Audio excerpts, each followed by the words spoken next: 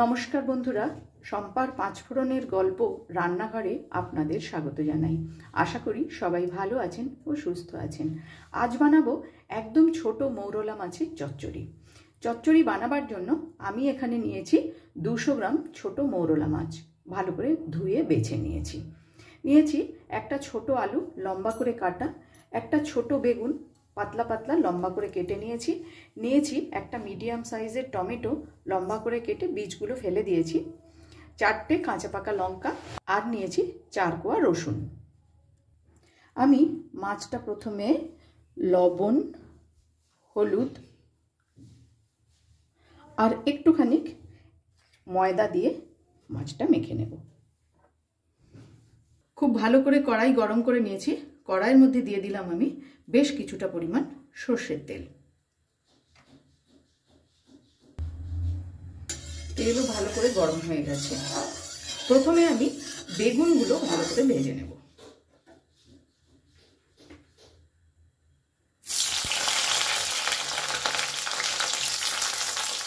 বেগুনের মধ্যে দিয়ে দেবো সামান্য একটুখানি হলুদ গুঁড়ো।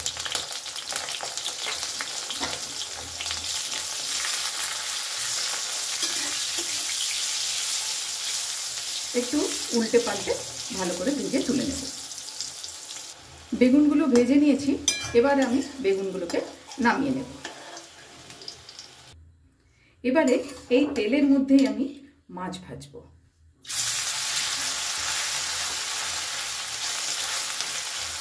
মাছগুলো বেশ একটু লাল লাল করে ভেজে নেব। আমার রান্না যদি আপনাদের ভালো লেগে থাকে অবশ্যই ফলো, লাইক ও শেয়ার করে আমার পাশে থাকবেন। আর যারা আমার চ্যানেলটি এখনও সাবস্ক্রাইব করেননি তাদের কাছে অনুরোধ রইল চ্যানেলটি সাবস্ক্রাইব করে পাশে থাকা বেল আইকনটি অবশ্যই প্রেস করবেন, যাতে আমি কোনো নতুন রেসিপি দিলে আপনাদের কাছে নোটিফিকেশন পৌঁছে যায়। এবারে মাছগুলো আমি উল্টে দেবো।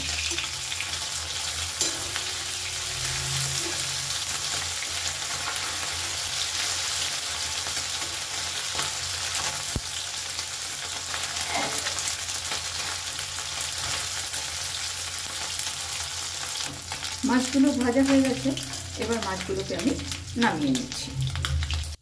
এভাবে বাকি মাছগুলো আমি ভেজে নেব।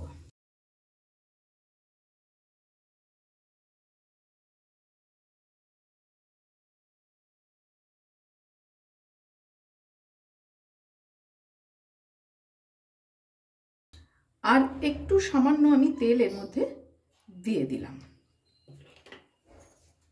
দিয়ে দিচ্ছি হাফ চামচ মতন কালো জিরে।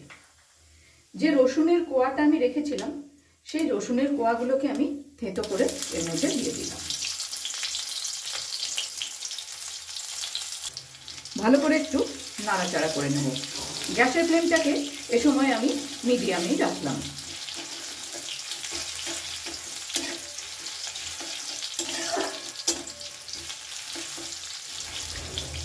খুবই কম মশলায় কিন্তু আমি তৈরি করে নেব এই মৌরলা মাছের চচ্চড়ি। রসুনটা ভাজা ভাজা হয়ে গেছে, এখন আমি এর মধ্যে দিয়ে দেব কেটে রাখা আলু।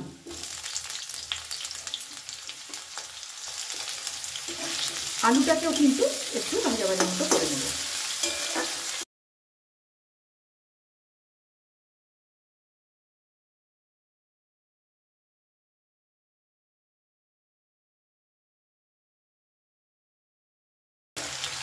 এখন দিয়ে দেব কেটে রাখা টমেটো। একটু নাড়াচাড়া করে নেব। দিয়ে দেব পরিমাণ মতন লবণ।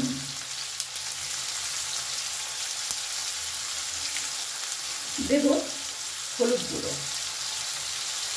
গ্যাসের ফ্লেমটাকে এ সময় একদম লোতে রেখে দিয়ে দেব লঙ্কার গুঁড়ো। আর দেব হাফ চামচ ধনের গুঁড়ো। খুব ভালো করে একটু নাড়াচাড়া করে নেব।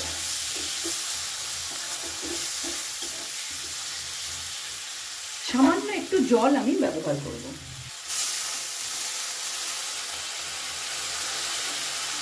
গ্যাসের ফ্লেমটাকে একদম লোতে রেখে আমি এটা প্রায় 1 মিনিটের জন্য ঢেকে দিচ্ছি। প্রায় 1 মিনিট হয়ে গেছে। আমি একটু দেখে নেব যে আলুটা কতটা সেদ্ধ হয়েছে। আলু প্রায় সেদ্ধ হয়ে গেছে। এখন আমি দিয়ে দেব ভেজে রাখা বেগুন, দিয়ে দেব ভেজে রাখা মাছ। ভালো করে একটু নাড়াচাড়া করে নেব। গ্যাসের ফ্লেমটাকে কিন্তু আমি মিডিয়ামে করে দিলাম।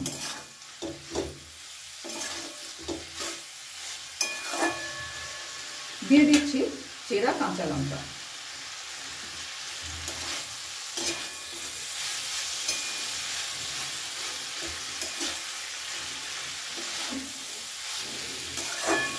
আর কিন্তু আমি কোনো জলের ব্যবহার এখানে করছি না। এবার এটা আমি ঢেকে দেব প্রায় 1 মিনিটের জন্য, গ্যাসের ফ্লেমটাকে লোতে রেখে। প্রায় 1 মিনিট হয়ে গেছে। মৌরলা মাছের চচ্চড়ি একদম রেডি। এবারে আমি 5 মিনিট স্ট্যান্ডিং টাইমে রেখে নামিয়ে নেব। তৈরি করে নিলাম মৌরলা মাছের চচ্চড়ি।